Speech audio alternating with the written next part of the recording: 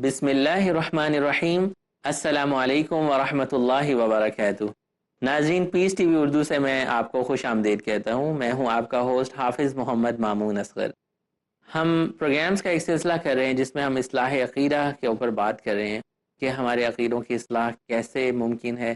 قرآن و حدیث کے دلائل سے بات ہو رہی ہے، اور اس موضوع پہ ہمارے ساتھ بات کرنے کے لیے موجود ہیں ابو انشا قاری خلیل الرحمن جاوید صاحب۔ السلام علیکم ورحمۃ اللہ۔ وعلیکم السلام ورحمۃ اللہ وبرکاتہ۔ خیر صاحب، ہم گفتگو کا سلسلہ اس طرف لے کے جائیں گے۔ ہم بات کر رہے ہیں رسولوں پر ایمان لانے کا، ایک انسان کا صحیح عقیدہ کیا ہو سکتا ہے، کس طرح سے وہ رسولوں کے اوپر ایک مکمل صحیح ایمان لے کے آ سکتا ہے۔ اس حوالے سے بہت سارے لوگوں کا یہ خیال ہے کہ انبیاء کرام یا کچھ خاص رسولوں کے بارے میں ذہن میں یہ آتا ہے کہ وہ نور سے بنے ہوئے تھے، وہ اللہ سبحانہ تعالیٰ نے ان کو لائٹ سے بنایا ہوا تھا۔ تو اس حوالے سے آپ کچھ وضاحت کریں گے کہ اس کی کوئی دلیل قرآن و حدیث میں موجود ہے؟ قرآن و سنت میں اس کی کوئی دلیل موجود نہیں ہے، اس لیے کہ رسول اکرم صلی اللہ علیہ وسلم کے بارے میں بھی اور تمام انبیاء کے بارے میں بھی اللہ نے کہا کہ وما ارسلنا من قبلک من رسول الا رجالا نوحی الیہم، کہ ہم نے جتنے رسول دنیا میں بھیجے ہیں آپ سے پہلے بھی، وہ سارے کے سارے مرد تھے اور ہم اس کی طرف وحی کیا کرتے تھے۔ دوسرا، قرآن مجید میں اللہ رب العالمین نے 15ویں پارے سورہ بنی اسرائیل میں فرمایا قل سبحان ربی هل کنت الا بشر رسولا، کہ انہیں کہہ دیجئے کہ بے شک میرا رب پاک ہے اور میں تو ایک بشر رسول ہوں، ایک بشر۔ تو جب ہم یہ مانتے ہیں کہ تمام انبیاء آدم علیہ السلام کی اولاد سے تھے اور آدم علیہ السلام ابو البشر ہیں، تو جب آدم علیہ السلام ابو البشر ہیں تو پھر ساری کی ساری اولاد ان کی بشر ہے، تو اس سے تو انکار نہیں کیا جا سکتا۔ پھر بشر جو ہے وہ افضل مخلوق ہے، انسان افضل مخلوق ہے اور انبیاء افضل مخلوق میں سے ہیں، بلکہ آپ نوری کہہ کر اس کی عزت میں، اس کی شان میں فرق کرتے ہیں اور گھٹاتے ہیں، اس لیے کہ وہ تو بلکہ تیسرے درجے پر آتی ہے، اور اللہ رب العالمین نے انسان کو پہلے درجے پر رکھا ہے، اور نوری مخلوق کو اللہ نے انسان کی خدمت پر معمور فرمایا، سبحان اللہ۔ اور نوری مخلوق سے انسان کی تخلیق کے بعد اس سے سجدہ کرایا گیا اور انسان کی عظمت کو ان سے تسلیم کرایا گیا اور ان پر واضح کیا گیا۔ سبحان اللہ۔ بشریت اور نبوت، یہ دونوں چیزوں کے بارے میں فرمایا کہ ہم نے جو رسول بھیجا ہے یہ بشر ہے، یہ انسان ہے، اور اللہ کے نبی نے اپنے فرامین سے بھی اس کو واضح فرمایا، اور وہ اس طرح واضح فرمایا کہ حدیث میں آتا ہے کہ آپ نے ظہر کی نماز پڑھائی اور 2 رکعتیں آپ نے پڑھا دی، اور 2 رکعتیں پڑھانے کے بعد آپ نے سلام پھیر دیا اور مسجد سے باہر نکل گئے۔ صحابہ کرام آپس میں چیمیں گوئیاں کرنے لگے کہ آج تو آپ نے 2 رکعتیں پڑھائی۔ ایک صحابی تھے جو ذوالیدین کے نام سے معروف تھے، تو اس صحابی نے تھوڑی ہمت کی اور رسول اللہ صلی اللہ علیہ وسلم سے بڑے ادب سے پوچھا کہ یا رسول اللہ، آج نماز کم ہو گئی ہے یا آپ بھولے ہیں؟ آپ نے فرمایا نہ تو نماز کم ہوئی ہے نہ میں بھولا ہوں۔ تو اس نے کہا نہیں یا رسول اللہ، دونوں میں سے ایک بات تو ہے۔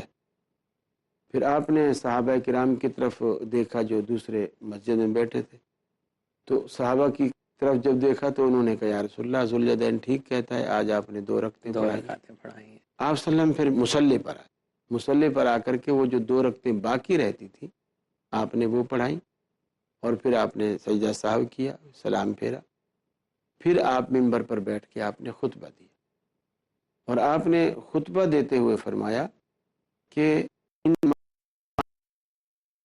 ہوں انسا کما تنساؤں، میں ایسے بھولتا ہوں جیسے تم بھولتے ہو، اذا نسیت فذکرونی، جب میں بھولا کروں مجھے یاد دلایا کرو۔ اب نبی کریم صلی اللہ علیہ وسلم نے اپنی زبان اقدس سے کہا کہ میں بھی ایک انسان ہوں، یعنی بھولتا ہوں جیسے تم بھولتے ہو، جب بھی بھولوں تو مجھے یاد دلایا کرو۔ تو آپ کے اپنے فرمان سے بھی اور قرآن مجید سے بھی یہی ظاہر ہوتا ہے۔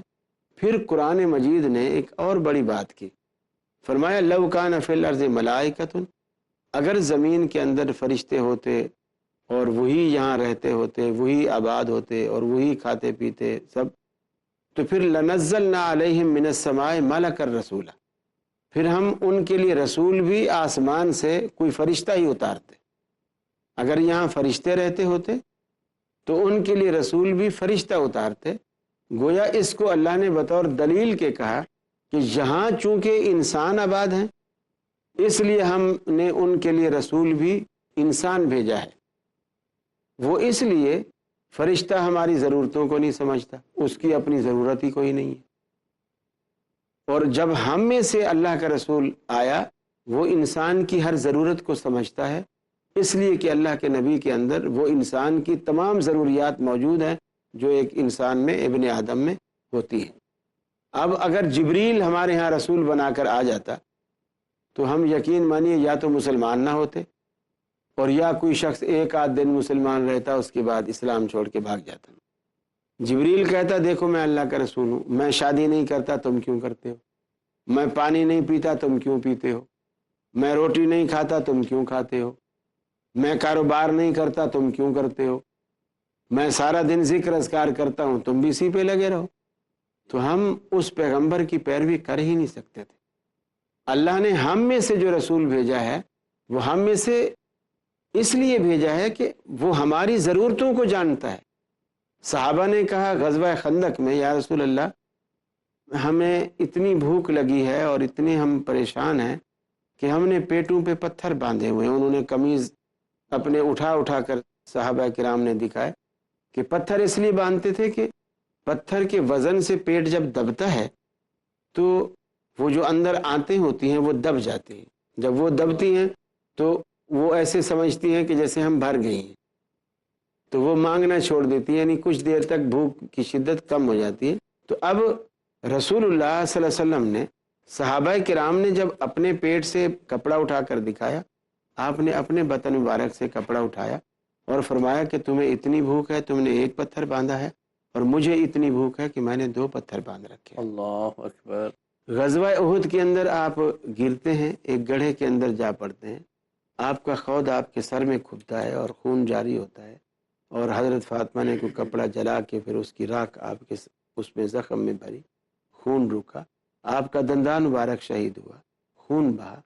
آپ کو خون بہتا تھا، آپ کو تکلیف ہوتی تھی، آپ کو دکھ ہوتا تھا. جی بالکل. آپ اپنے بیٹے کی میت کو اپنے ہاتھوں میں لیے ہوئے ہیں اور آپ کی آنکھوں سے آنسو جاری ہیں اور آپ فرماتے ہیں ان بفراقک لمحزونون یا ابراہیم، ابراہیم تیری جدائی کا ہمیں بہت دکھ ہوا ہے لیکن اللہ کے فیصلوں پہ ہم راضی ہیں، ہم اس میں کچھ نہیں کر سکتے.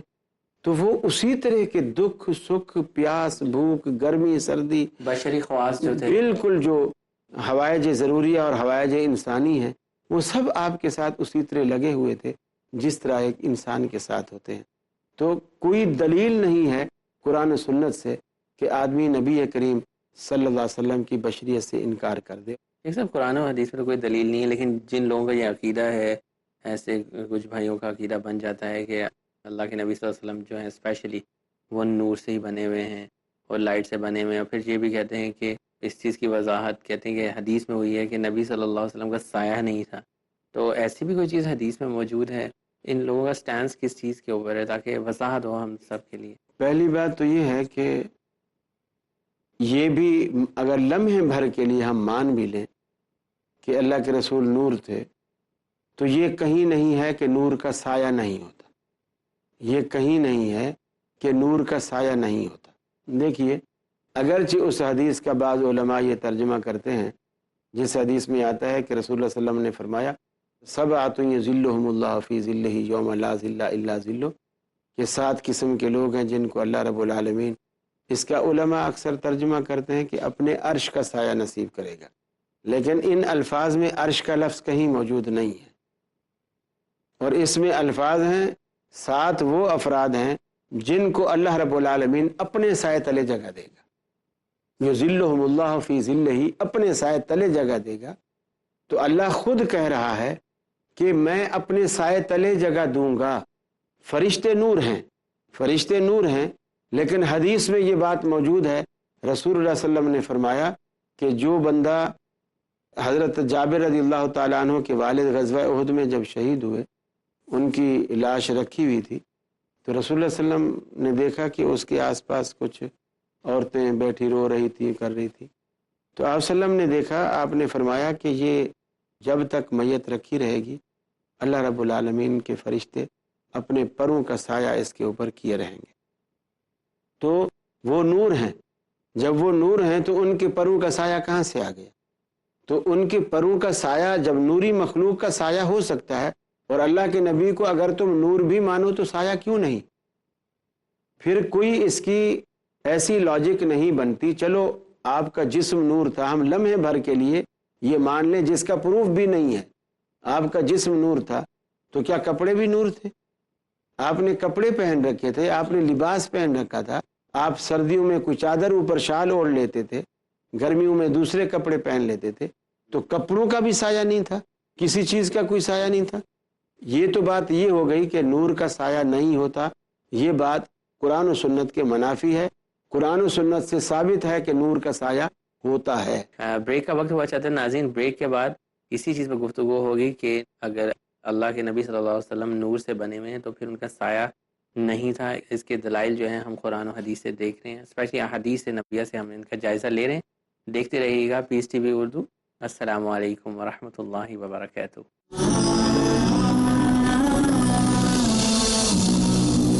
السلام علیکم ورحمۃ اللہ وبرکاتہ۔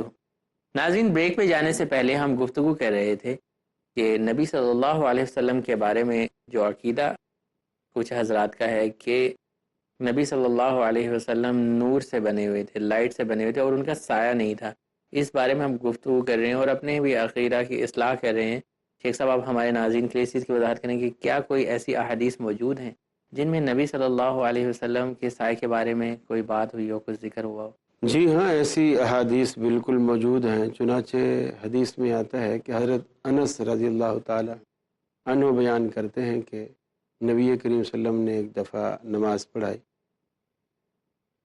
اور نماز غالباً وہ فجر کی نماز تھی، اور اس نماز میں آپ نے ایسے اپنا ہاتھ آگے بڑھایا اور پھر پیچھے کھینچ لیا۔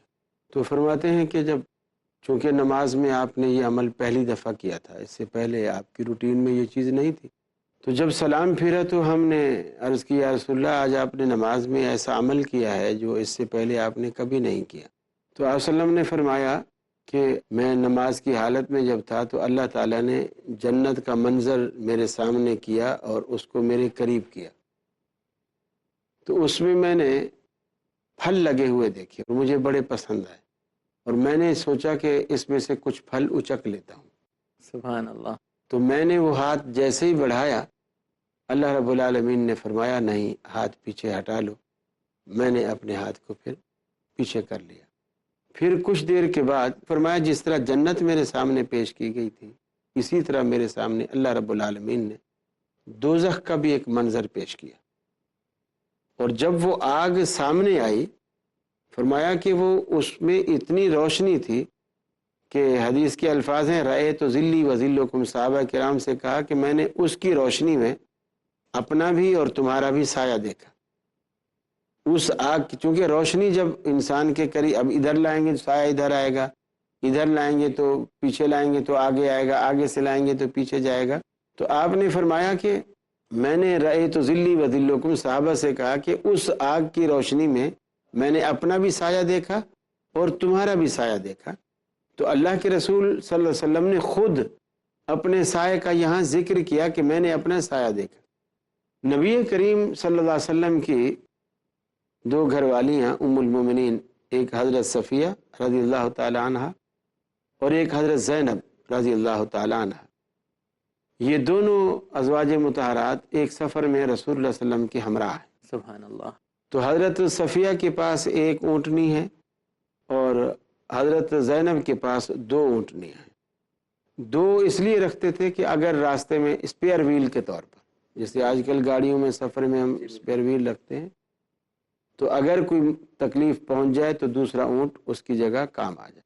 تو حضرت صفیہ کا اونٹ جو تھا وہ بیمار پڑ گیا، تو اب وہ سواری کے قابل نہیں رہا تھا، کمزور ہو گیا تھا اور چلنے میں بھی اس کو پریشانی تھی۔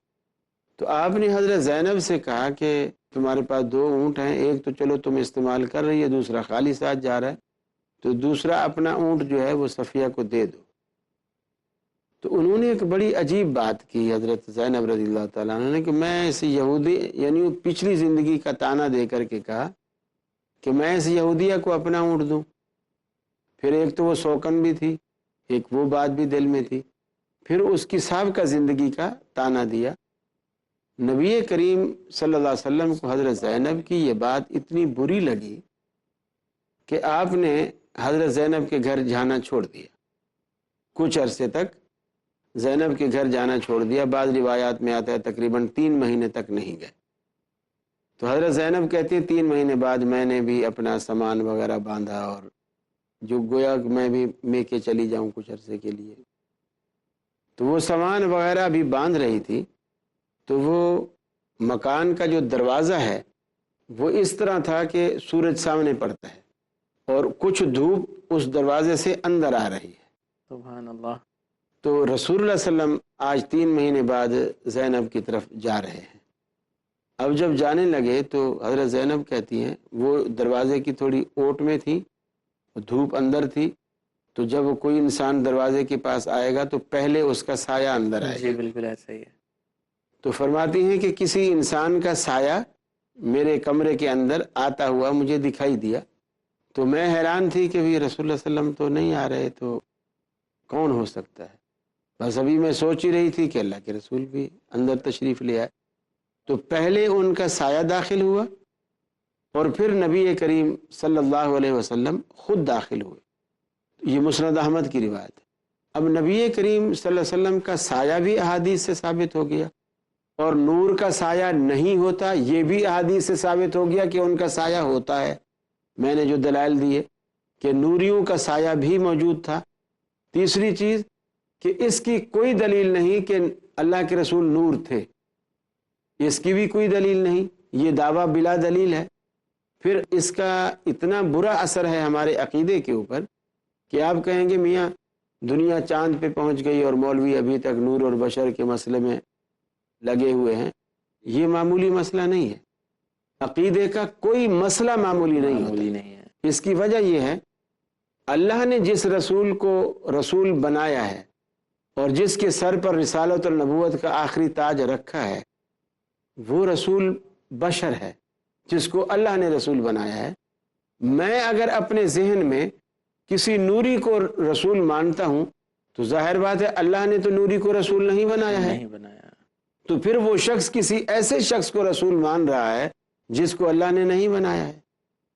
تو جس کو اللہ نے بنایا ہے اس کا اس پر یقین نہیں ہے، اس لیے کہ وہ یہ سمجھ رہا ہے کہ بشر جو ہے وہ رسول نہیں ہو سکتا۔ سبحان اللہ، ماشاء اللہ، بہت اچھی آپ نے وضاحت کی۔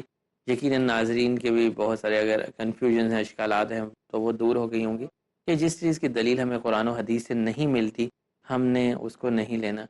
یہاں پہ قرآن و حدیث کی ہم بات کرتے ہیں اور رسولوں کی بھی بات کر رہے ہیں۔ نبی صلی اللہ علیہ وسلم کی ساری زندگی جو ہے وہ قرآن کی ہی تفسیر ہمیں نظر آتی ہے، احادیث کے اندر بھی نظر آتی ہے۔ تو آگے کوئی شخص یہ کہتا ہے کہ میں نبی صلی اللہ علیہ وسلم کو تو مانتا ہوں لیکن ان کی جو احادیث نبویہ ہیں ان کو میں نہیں مانتا، کیونکہ قرآن میرے لیے کافی ہے، اس میں اللہ سبحانہ وتعالیٰ نے تمام احکامات ہمیں بتا دیے ہیں اور وہی اوتھینٹک چیز ہے کیونکہ وہ اللہ سبحانہ وتعالیٰ کی طرف سے نازل ہوئی ہے۔ تو اس حوالے سے آپ کیا کہتے ہیں کہ احادیث نبویہ جو ہیں ان کا کیا رول ہے ہمارے دین کے اندر، ان پہ ہم نے کیسے یقین کرنا ہے؟ اول تو کچھ باتیں ہم اپنی مختلف نشستوں میں یہ کر چکے ہیں کہ حدیث جو ہے وہ قرآن کی تفسیر ہے، اور اس کو مانے بغیر ہم قرآن کو سمجھ ہی نہیں سکتے، جس کی میں نے کافی ساری مثالیں بھی دی۔ اور دوسری بات یہ کہ یہ کیسا ایمان ہے کہ ایک ہستی کو ہم اللہ کا رسول مانیں اور اس کی بات نہ مانیں، پھر ایک ہستی کو ہم یہ مان رہے ہیں کہ یہ اللہ رب العالمین کا رسول ہے، سچا رسول ہے، ہمیں اس سے پیار بھی ہے، محبت بھی ہے۔ تو اللہ کے رسول کی ذات سے پیار ہو اور اللہ کے رسول کی بات سے نفرت ہو، یہ کیسا ایمان ہے؟ جیسا اللہ کے رسول یہ حق رکھتے ہیں کہ آپ کی ذات سے پیار کیا جائے، ایسا ہی آپ یہ حق رکھتے ہیں کہ آپ کی باتوں سے بھی پیار کیا جائے۔ سبحان اللہ۔ اسی لیے رسول صلی اللہ علیہ وسلم نے فرمایا کہ من احب سنتی فقد احبنی، میری محبت کا معیار ہی یہ ہے جس نے میری سنت سے پیار کیا اس نے گویا مجھ سے پیار کیا۔ یعنی رسول اللہ صلی اللہ علیہ وسلم نے یہ بات اتنی وضاحت سے کہہ دی کہ جس نے بھی میری سنت سے پیار کیا اس نے گویا مجھ سے پیار کیا۔ تو جب اللہ کے نبی کی ذات سے پیار ہے تو پھر اس پیار کا تقاضا یہ ہے کہ آپ کی ہر بات سے، آپ کی ہر فعل سے جو حدیث کے ذخیرے میں موجود ہے اس کو مانا جائے اور اس سے یہ پیار. بتائیے کہ حدیث کے ذخیرے کی کیا لمٹ ہے؟ کیونکہ کچھ لوگ کہتے ہیں کہ جو حدیث کی کچھ چند کتبیں 6 کتابیں ہیں وہی صحیح ہیں، ان کے علاوہ جو ہیں وہ اوتھینٹک نہیں ہیں. اس حوالے سے آپ ہمارے ناظرین کی کو اس چیز کی وضاحت. محدثین نے اس کے پیمانے بنا دیے ہیں، تو وہ جو پیمانے ہیں ان پیمانوں کے مطابق پرکھے. یہ ہر آدمی اکیلا نہیں پرکھ سکے گا، چونکہ یہ بڑے بڑے نازک اور بڑے باریک مسئلے ہوتے ہیں. یہ اس کے لیے علماء کی رہنمائی لینی پڑے گی. اگر کسی حدیث کی تصدیق کرنی ہے وہ کسی عالم کے پاس جائے. پھر وہ بھی صحیح ضعیف کے بارے میں ہر عالم باخبر نہیں ہوتا، بلکہ ایسا ہوتا ہے کہ وہ اس فن کے جو ماہر ہوتے ہیں وہی بتا پا. جیسے علامہ البانی رحمۃ اللہ علیہ تھے ہمارے اس دور میں، اور اسلاف میں امام ذہبی رحمۃ اللہ علیہ تھے، حافظ ابن حجر اسقلانی رحمۃ اللہ علیہ تھے، یحییٰ بن سعید القطان تھے. اس طرح جو بڑے بڑے اسماء و رجال ماہر گزرے ہیں وہ ان چیزوں کا درک رکھتے تھے. تو اب جیسے علماء ہیں، مختلف خطیب ہیں، حضرات خطبے دیتے ہیں یا درس میں پڑھاتے ہیں، تو وہ حدیث تو سنا دیں گے لیکن ان پر حکم اس حدیث پر کیا ہے وہ اس کو بھی بسا اوقات پتہ نہیں ہوتا الا ماشاء اللہ. جی بالکل. تو اس کے لیے اللہ رب العالمین نے الگ، اسی طرح ہمارے تھوڑا عرصہ پہلے ہمارے پاک و ہند کے معروف عالم دین تھے علامہ زبیر علی زئی رحمہ اللہ، اور اللہ رب العالمین نے ان کو بھی اچھا خاصا درک دیا تھا اس بارے میں. تو اس لیے پھر وہ علماء جو اس فیلڈ میں ماہر ہیں ان سے رہنمائی حاصل کر کے یہ معلوم کیا جائے. البتہ کچھ کتابیں ایسی ہیں جن پر علماء تحقیق کر کے اس کی صحت پر مہر لگا چکے ہیں، اور تمام مسلمانوں کے طبقات اور تمام مسلمانوں کے جتنے فرقے ہیں سب نے اس کو صحیح مانا ہے کہ اصح الکتب بعد کتاب اللہ صحیح البخاری، کہ قرآن مجید کے بعد اگر دنیا میں کوئی صحیح ترین کتاب ہے تو وہ بخاری شریف ہے. اسی طرح مسلم شریف میں یعنی اس کو صحیحین کا نام دیا جاتا ہے کہ اس میں الحمدللہ بخاری شریف میں کوئی روایت بھی ضعیف نہیں ہے، مسلم شریف میں بھی ایک آدھ روایت کے علاوہ کوئی روایت ضعیف نہیں ہے. اور یہ اتنے صحیحین کا ذخیرہ ہے. اور پھر صحیحین کہہ کر پھر سیاستہ کہا گیا کہ وہ حدیث کی 6 کتابیں جس میں زیادہ تر روایات صحیح ہے. لیکن اس کا یہ مطلب نہیں ہے کہ اس میں ضعیف کوئی نہیں ہے، ضعیف ہے. لیکن جو اس فن کے ماہر ہیں وہ اس کو جانتے ہیں اور سمجھتے ہیں، اور اس کے لیے ان سے رجوع کرنا چاہیے. شیخ صاحب نے بہت اچھی وضاحت کی کہ قرآن کے بعد جو سب سے زیادہ اوتھینٹک بک ہے وہ صحیح بخاری ہے، اور اس کے ساتھ صحیح مسلم. بظاہر 6 کتابیں جو ہیں جنہیں ہم صحاح ستہ کہتے ہیں یہ سب ہی اوتھینٹک ہے، لیکن ان میں ہمیں کہیں کہیں صحیح احادیث بھی ملتی ہیں. یہاں پہ آج کے پروگرام کا اختتام کرتے ہیں. اگلے پروگرام میں دوبارہ آپ کے سامنے حاضر ہوں گے. السلام علیکم ورحمۃ اللہ وبرکاتہ.